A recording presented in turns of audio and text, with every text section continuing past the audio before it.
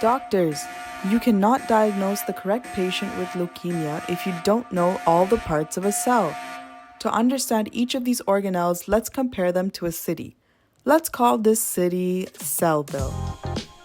Cellville was a booming town where tiny workers called organelles lived and worked together like a big team. In the middle of Cellville was the mayor's office called the nucleus. Mayor Chromatin lived there and held all the important instructions for the town's activities. The office had a special department called the nucleolus, which has a role of giving the city skilled workers called ribosomes.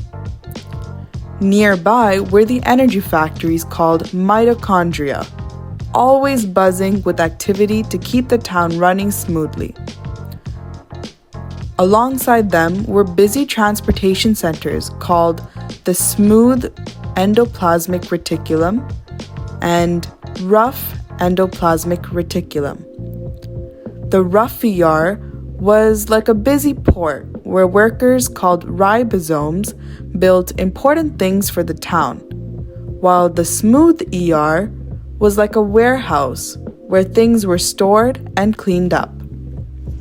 A little further away was the sorting center, known as the Golgi apparatus, where packages were sorted and sent to different parts of town by tiny delivery trucks called Golgi vesicles.